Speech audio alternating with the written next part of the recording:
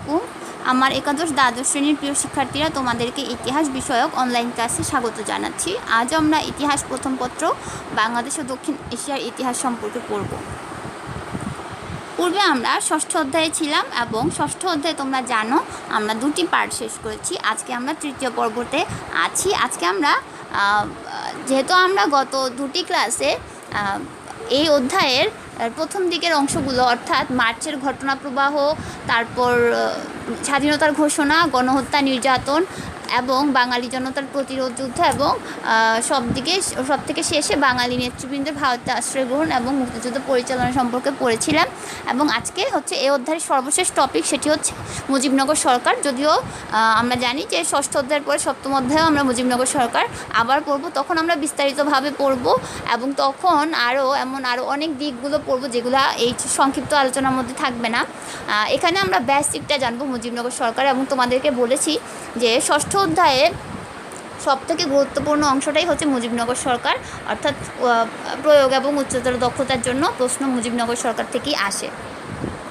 আচ্ছা, মুজিবনগর সরকার হচ্ছে বাংলাদেশের প্রথম সরকার। তোমরা জানো বাংলাদেশের প্রথম সরকার গঠিত হয় মুজিবনগরের আম্রকাননে, যেটা বর্তমান নাম মুজিবনগর। পূর্বে এটা মুজিবনগর ছিল না।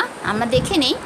মুক্তিযুদ্ধকে গতিময় ও সুসংহত করতে বহির্বিশ্বে বাঙালি জাতির ভাবমূর্তি তুলে ধরতে ঘোষিত হয় বাংলাদেশের স্বাধীনতার ঘোষণার আদেশ 1971 সালের 10ই এপ্রিল। এই ঘোষণা অনুযায়ী স্বাধীন গণপ্রজাতন্ত্রী বাংলাদেশের প্রবাসী সরকার মুজিবনগর সরকার গঠন করা হয়। প্রবাসী সরকারের শপথ গ্রহণের স্থান ছিল মেহেরপুর জেলার, অর্থাৎ ওই অঞ্চলটি আগে মেহেরপুর জেলা ছিল, বর্তমানে যেটিকে মুজিবনগর করা হয়, জেলার বৈদ্যনাথতলার ভবেরপাড়া গ্রামে, বর্তমান নাম মুজিবনগর। প্রবাসী সরকারের প্রধানমন্ত্রী তাজউদ্দিন আহমেদ এই নামকরণ করেন। স্বাধীনতার ঘোষণাপত্র জারি হয় 10ই এপ্রিল 1971 সালে। ঘোষণাপত্র পাঠ করেন অধ্যাপক ইউসুফ আলী এবং প্রবাসী সরকারের শপথ অনুষ্ঠান পরিচালনা করেন 17 এপ্রিল 1971 সালে পরিচালনা করেন অধ্যাপক ইউসুফ আলী। মুজিবনগর সরকার বাংলাদেশের স্বাধীনতা যুদ্ধের এক উজ্জ্বল অধ্যায়।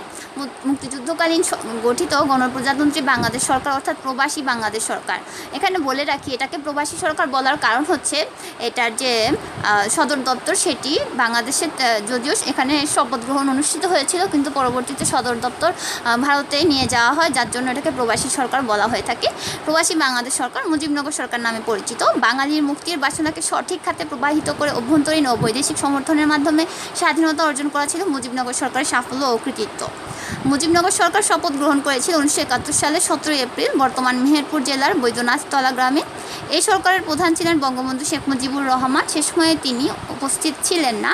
আমরা জানি যে বঙ্গবন্ধুকে সেই 25শে মার্চ রাতেই তাকে গ্রেফতার করে নিয়ে যাওয়া হয় পাকিস্তানের কারাগারে।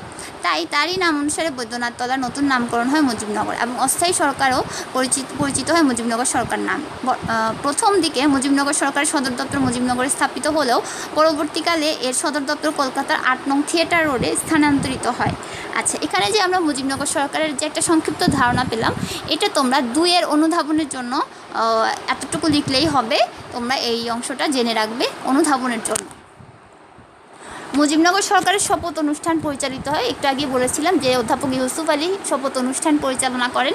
বঙ্গবন্ধুর অনুপস্থিতিতে মুক্তিযুদ্ধ পরিচালনার জন্য 1971 খ্রিস্টাব্দে 10ই এপ্রিল মেহেরপুর জেলার মুজিবনগরের ভবেরপাড়া গ্রামের আম্রকাননে 1970 খ্রিস্টাব্দে জাতীয় ও প্রাদেশিক পরিষদের নির্বাচিত সদস্যদের দ্বারা স্বাধীন বাংলার প্রথম মন্ত্রিসভা গঠন করা হয়, যা ইতিহাসে মুজিবনগর সরকার নামে পরিচিত। এখানে উল্লেখ করব যে এই সরকার গঠিত হয় যে সদস্যদেরকে নিয়ে। এরা ছিল 1970 সালে যে সাধারণ নির্বাচন হয়েছিল, সেই সাধারণ নির্বাচনে যে প্রাদেশিক পরিষদ, অর্থাৎ পূর্ব পাকিস্তান প্রাদেশিক পরিষদে যারা নির্বাচিত হয়েছিল সেই সকল সদস্যদেরকে নিয়ে। এবং এখানে দেখো মুজিবনগর ভবেরপাড়া গ্রামের আম্রকাননে এটি গঠিত হয়। বলা হয়ে থাকে, একটা কথা আছে যে বাঙালির স্বাধীনতার সূর্য উদিত হয়েছিল আম্রকাননে এবং বাঙালির স্বাধীনতার সূর্য অস্তমিতও হয়েছিল আম্রকাননে। এটা বলা হয়ে থাকে এই জন্য যে আমরা জানি পলাশী যুদ্ধ মাধ্যমে বাংলার যে স্বাধীনতা অস্তমিত হয় সেটা আমবাগানে হয়েছিল, এবং বাংলার স্বাধীনতার সূর্য উদিত হয় যে সরকারের হাত ধরে, অর্থাৎ মুজিবনগর সরকার, সেটিও একটি আমবাগানে শপথ অনুষ্ঠান পরিচালনার মাধ্যমে গঠিত হয়। 11 এপ্রিল স্বাধীন বাংলা বেতার কেন্দ্র থেকে তাজউদ্দিন আহমেদ এই নতুন মন্ত্রিসভার কথা ঘোষণা করে এবং এই মন্ত্রিসভা 17 এপ্রিল শপথ গ্রহণ করে। শপথ বাক্য পাঠ করেন অধ্যাপক ইউসুফ আলী। শপথ গ্রহণের 24 ঘন্টা পর পাকিস্তান বাহিনী বোমাবর্ষণ করে মেহেরপুর দখল করে নেয়। ফলে মুজিবনগর সরকারের সদর দপ্তর কলকাতার 8 নং থিয়েটার হলে স্থানান্তর করা হয়। 1971 সালের 22 ডিসেম্বর স্বাধীন বাংলা সরকার মুজিবনগর থেকে ঢাকায় স্থানান্তরিত হয়। এখন মুজিবনগর সরকারের গঠনটা দেখে নেই আমরা। মুজিবনগর সরকারের প্রধান ছিলেন, অর্থাৎ যার নেতৃত্বে মুজিবনগর সরকার গঠিত, যাকে প্রধান ধরে নেওয়া হয়, যদিও বঙ্গবন্ধু সে সময় ছিলেন না। বঙ্গবন্ধুর রাষ্ট্রপতিত্বে এই সরকার গঠিত হয়। বঙ্গবন্ধু শেখ মুজিবুর রহমান ছিলেন রাষ্ট্রপতি, সৈয়দ নজরুল ইসলাম ছিলেন উপরাষ্ট্রপতি, অস্থায়ী রাষ্ট্রপতি। এখানে তোমাদেরকে আমি চিহ্নিত করব না যে বঙ্গবন্ধুকে আমরা সবাই জানি আমাদের জাতির জন্য। সৈয়দ নজরুল ইসলাম, এখানে যে 4টি ছবি দেওয়া আছে, এই 4টি ছবির মধ্যে প্রথম যে বঙ্গবন্ধুর ডান পাশে যে প্রথম ছবিটি, এটি হচ্ছে সৈয়দ নজরুল ইসলাম, অস্থায়ী রাষ্ট্রপতি ছিলেন। তাজউদ্দিন আহমেদ ঠিক সৈয়দ নজরুল ইসলামের ডান পাশে, অর্থাৎ একেবারে ডানে তাজউদ্দিন আহমেদ ছিলেন প্রধানমন্ত্রী। খন্দকার মোশতাক আহমেদ ছিলেন পররাষ্ট্রমন্ত্রী। এখানে খন্দকার মোশতাক আহমেদের ছবি নেই। ক্যাপ্টেন অবসরপ্রাপ্ত মনসুর আলী ছিলেন অর্থমন্ত্রী। এখানে নিচের দিকে দেখো, নিচের দিকে বঙ্গবন্ধুর পাশে ডান দিকে যে ছবিটি, এটি হচ্ছে অর্থমন্ত্রী এম মনসুর আলী। এইচ.এম. কামরুজ্জামান ছিলেন স্বরাষ্ট্র, ত্রাণ ও পুনর্বাসন মন্ত্রী। ঠিক মনসুর আলীর পরবর্তীতে একদম লেফটে যে ছবিটা, সেটা হচ্ছে এইচ.এম. কামরুজ্জামানের ছবি।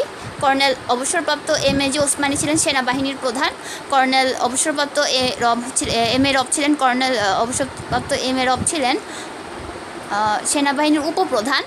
সরি, এখানে একটু টাইপিংয়ে মিস্টেক হয়েছে, সেনাবাহিনীর উপপ্রধান।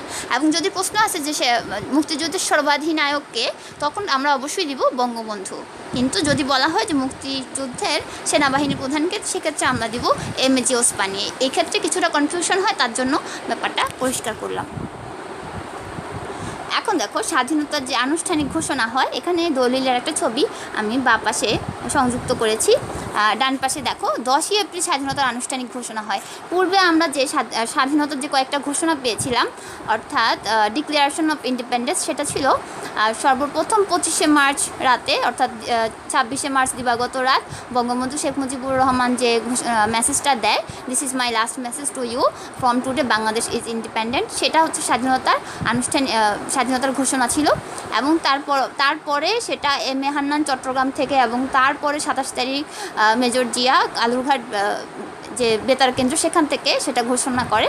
আর আনুষ্ঠানিক ঘোষণাটা হচ্ছে, এটা হচ্ছে প্রোক্লেমেশন অফ ইন্ডিপেন্ডেন্স, যেটা 1971 সালের 10 এপ্রিল মুজিবনগরে অস্থায়ী বাংলাদেশ সরকার গঠিত হলে সরকারের পক্ষ থেকে স্বাধীনতার এই আনুষ্ঠানিক ঘোষণাটা দেয়া হয়।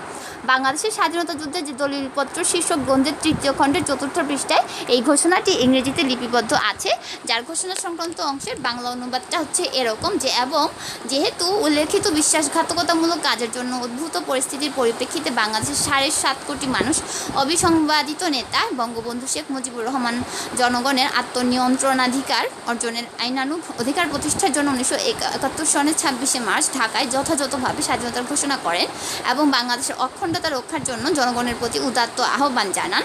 এবং যেহেতু বাংলাদেশের জনগণ তাহাদের বীরত্ব, সাহসিকতা ও বিপ্লবী কার্যক্রম দ্বারা বাংলাদেশের ওপর তাহাদের কার্যকরী কর্তৃত্ব প্রতিষ্ঠা করেছে, সার্বভৌম ক্ষমতার অধিকারী বাংলাদেশের জনগণ নির্বাচিত প্রতিনিধিদের প্রতি যে ম্যান্ডেট দিয়েছে, আমরা সেই বাংলাদেশের জনগণের প্রতিনিধিরা একটি গণপরিষদে গঠিত হয়ে পারস্পরিক আলোচনা করে বাংলাদেশের জনগণের মধ্যে সাম্য, মানবিক মর্যাদা ও সামাজিক ন্যায় বিচার বলবৎ রাখবার জন্য বাংলাদেশকে একটি সার্বভৌম গণপ্রজাতন্ত্র রূপে ঘোষণা করছি এবং এত দ্বারা পূর্বাহ্নে বঙ্গবন্ধু শেখ মুজিবুর রহমানের স্বাধীনতা ঘোষণা অনুমোদন করছি। আমরা আরও সিদ্ধান্ত ঘোষণা করছি যে আমাদের এই স্বাধীনতা ঘোষণা 1971 সালের 26শে মার্চ হতে কার্যকর বলে গণ্য হবে। তাহলে তোমরা এই বিষয়টা খেয়াল রাখবে যে আমাদেরকে যদি বলা হয় স্বাধীনতার আনুষ্ঠানিক ঘোষণা কোনটি, তাহলে আমরা এই ঘোষণাপত্রের কথা বলবো, যেটি 10 এপ্রিল অধ্যাপক ইউসুফ আলী পাঠ করেন। আর যদি বলা হয় স্বাধীনতার ঘোষণা কোনটি, তখন আমরা বঙ্গবন্ধুর সেই মেসেজটির কথা বলবো। স্বাধীনতার আনুষ্ঠানিক ঘোষণাটা বাঙালি জনজীবনে খুবই গুরুত্বপূর্ণ। বাঙালি স্বাধীন হয়েছে যে, তার পিছনে এইটা আসলে এটার অবদান অনস্বীকার্য। প্রতিটা ঘোষণাই বাংলাদেশের মুক্তিযুদ্ধের ইতিহাসে গুরুত্বপূর্ণ। তার মধ্যে বঙ্গবন্ধুর প্রথম যে ঘোষণাটা, পরবর্তীতে সেটা পুনরায় যে প্রচার করেছেন এম.এ. হান্নান বা মেজর জিয়া, তারপর আনুষ্ঠানিক যে ঘোষণা, এই সবগুলো কিন্তু ইতিহাসে গুরুত্বপূর্ণ। তবে মুজিবনগর সরকারের ঘোষণাটি গুরুত্বপূর্ণ এই কারণে যে একটি নির্বাচিত সরকার এই ঘোষণাটি দেয় এবং মুক্তিযুদ্ধ এই সরকারের কর্তৃত্বেই পরিচালিত হয়। শেখ মুজিবুর রহমানের 26শে মার্চ ঘোষণা থেকে এটি কার্যকর বলে গণ্য করা হয়। অর্থাৎ শেখ মুজিবুর রহমান যে মেসেজটা দিয়েছিলেন সেটাকে একটা আনুষ্ঠানিক রূপ দেওয়া হলো, অর্থাৎ এটা একটা লিগ্যালিটি দেওয়া হলো এই আনুষ্ঠানিক ঘোষণার মাধ্যমে, এবং সেটাকে স্বীকার করে নেওয়া হলো, স্বীকৃতি দেওয়া হলো। একই তারিখ থেকে উপরাষ্ট্রপতি অস্থায়ী রাষ্ট্রপতি সৈয়দ নজরুল ইসলাম আইন বলবৎকরণ আদেশ জারি করেন। নির্বাচিত সংখ্যাগরিষ্ঠ দলের প্রধানের এই ঘোষণাটি পরবর্তীকালে বিশ্বব্যাপী প্রচারিত হয়। বাঙালি জাতি বঙ্গবন্ধুর অনুপস্থিতি তার ঘোষণাকে তার নির্দেশ হিসেবে গণ্য করে হানাদার পাকিস্তানি বাহিনীর বিরুদ্ধে সশস্ত্র যুদ্ধের মাধ্যমে জয়লাভ করে। 1971 সালে প্রচারিত শেখ মুজিবের স্বাধীনতার যে ঘোষণা মুক্তিযুদ্ধের ইতিহাসে, তা ছিল অত্যন্ত গুরুত্বপূর্ণ দলিল। আমরা ইতিমধ্যে জানি যে ইউনেস্কো কর্তৃক এটি একটি ইন্টারন্যাশনাল ডকুমেন্টে পরিণত হয়েছে, ঐতিহাসিক দলিলে পরিণত হয়েছে। পরবর্তীকালে বঙ্গবন্ধুর পক্ষে আব্দুল হান্নান, মেজর জিয়া, স্থানীয় পর্যায়ে কিছু ঘোষণার মূল ভিত্তি ছিল বঙ্গবন্ধুর এই 26শে মার্চের ঘোষণা। 1971 সালে 10ই এপ্রিল মুজিবনগর সরকার এবং স্বাধীনতার পর সংবিধানে 26শে মার্চ স্বাধীনতা দিবস ঘোষণার মাধ্যমে একে প্রাতিষ্ঠানিক রূপ প্রদান করা হয়। 10ই এপ্রিল মুজিবনগর সরকার এটা আনুষ্ঠানিক একটা রূপ দেয় এবং স্বাধীনতার পরবর্তীতে 1972 সালে 26শে মার্চ স্বাধীনতা দিবস ঘোষণার মাধ্যমে একে একটি প্রাতিষ্ঠানিক রূপ দেওয়া হয়।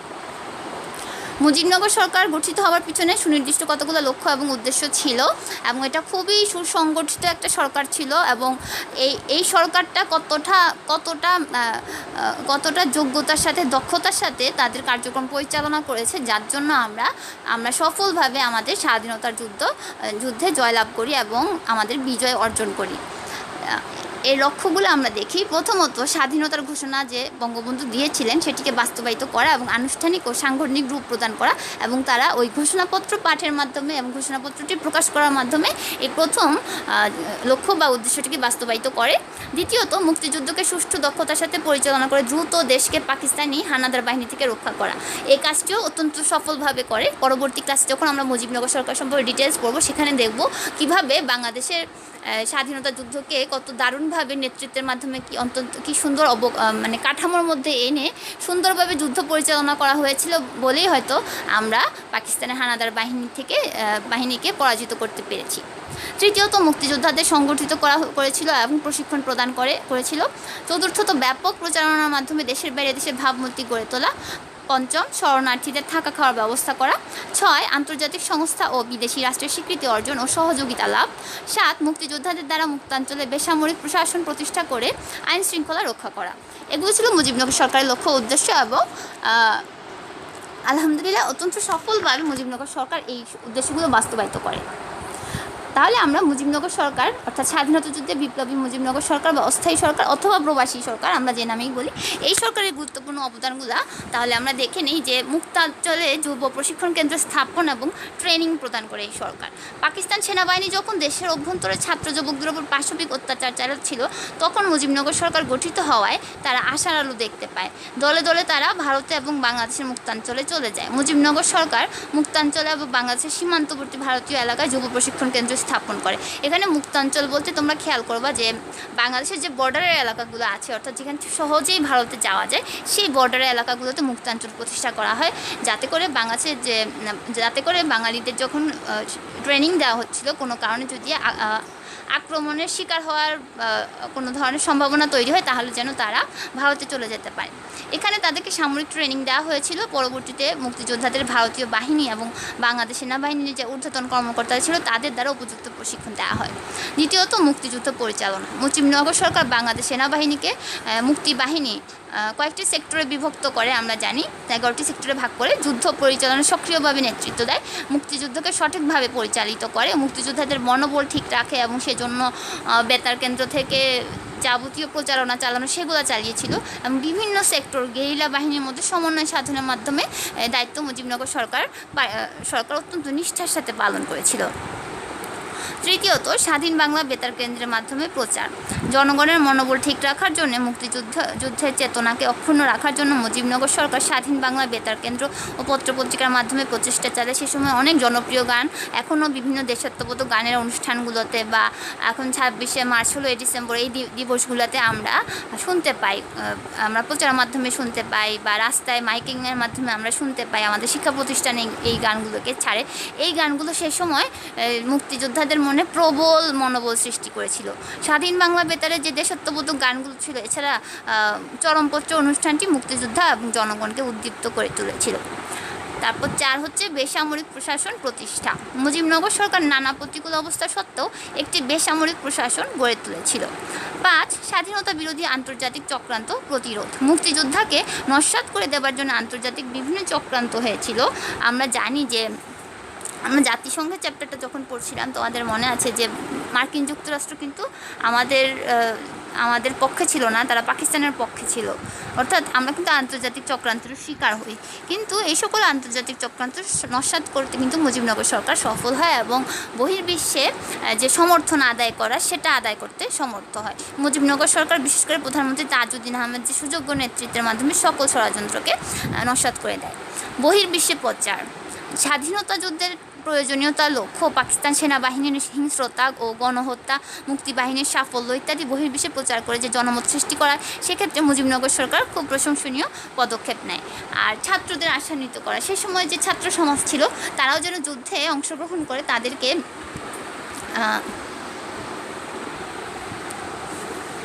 তাদের উপর পাকিস্তান হানাদার বাহিনী যে পাশবিক অত্যাচার চালাচ্ছিল, মুজিবনগর সরকার গঠিত হওয়ায় তারা আশান্বিত হয়ে ওঠে এবং তারা দলে দলে ভারতে এবং বাংলাদেশে যে মুক্তাঞ্চলে ট্রেনিং দেওয়া হচ্ছিল সেখানে যোগদান করে। তারপর হচ্ছে গণমাধ্যম পরিচালনা। স্বাধীনতা যুদ্ধের যে চেতনা তা অক্ষুণ্ণ রাখার জন্য মুজিবনগর সরকার স্বাধীন বাংলা বেতার কেন্দ্রের মাধ্যমে পত্রপত্রিকার মাধ্যমে প্রচেষ্টা চালায়। স্বাধীন বাংলা বেতার কেন্দ্রের যে দেশাত্মবোধক গানগুলো, এগুলো আমরা একটু আগেই দেখেছি। এটা আসলে এই পয়েন্টটা আমাদের স্বাধীন বাংলা বেতার কেন্দ্রের মধ্যে পড়ে যাচ্ছে।